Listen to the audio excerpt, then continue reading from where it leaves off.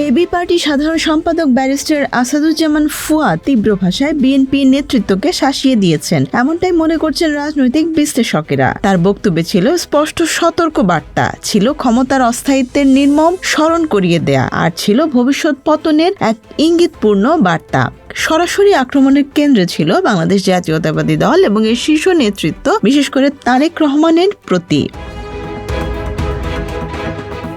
জাতীয় প্রেস ক্লাবের সেমিনারে বক্তব্য দিতে গিয়ে তিনি সরাসরি নিশানা করেন বাংলাদেশ জাতীয়তাবাদী দল এবং এর নেতৃত্বকে, যার কেন্দ্রে রয়েছেন তারেক রহমান। তিনি বলেন, বিএনপির সক্ষমতা আওয়ামী লীগের ধারে কাছেও নয়, অথচ সেই আওয়ামী লীগকেও শেষ পর্যন্ত ক্ষমতা ছেড়ে পালাতে হয়েছে। এমন মন্তব্য করে তিনি বোঝাতে চান, রাজনৈতিক শক্তি যত বড়ই হোক, পতন অনিবার্য হয়ে ওঠে। সবচেয়ে আলোচিত অংশ আসে তার প্রতীকী মন্তব্যে। তিনি দাবি করেন, বিএনপির এক এমপি নাকি শেখ হাসিনার পালানো ছবি অন্য এমপিদের উপহার দিতে চান। এরপর তিনি ক্ষমতাসীনদের উদ্দেশ্যে বলেন, সেই ছবি ঘর, অফিস ও গাড়িতে টাঙিয়ে রাখতে।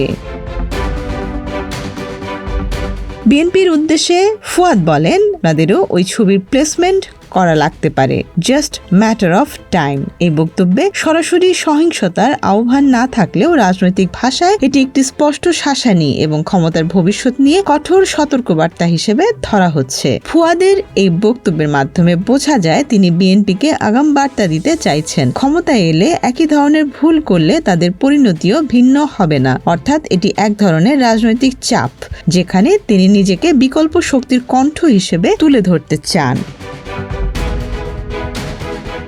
তবে এই তীব্র রাজনৈতিক অবস্থানের বিপরীতে তার নিজের নির্বাচনী বাস্তবতা ভিন্ন চিত্র দেখায়। এবি পার্টির সাধারণ সম্পাদক ব্যারিস্টার আসাদুজ্জামান ফুয়াদ তীব্র ভাষায় বিএনপি নেতৃত্বকে শাসিয়ে দেওয়ার পরই তার নিজের রাজনৈতিক অবস্থান নতুন করে আলোচনায় এসেছে।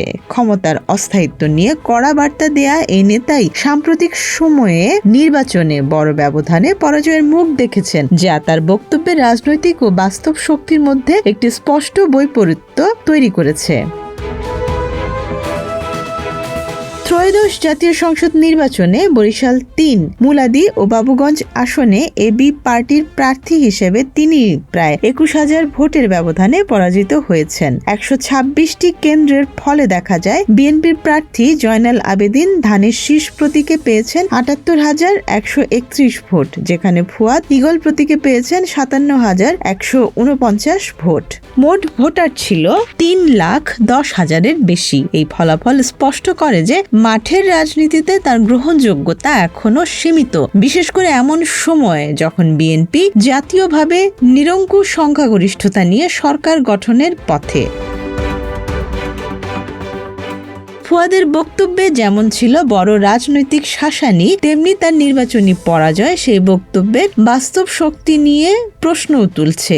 একদিকে তিনি ক্ষমতার ভবিষ্যৎ নিয়ে কঠোর সতর্ক বার্তা দিচ্ছেন, অন্যদিকে নিজের রাজনৈতিক অবস্থান এখনো সেই উচ্চতায় পৌঁছাতে পারেনি। এই দ্বৈত বাস্তবতাই তাকে ঘিরে বর্তমান রাজনৈতিক আলোচনার কেন্দ্রবিন্দু। Desk report, Dhaka express.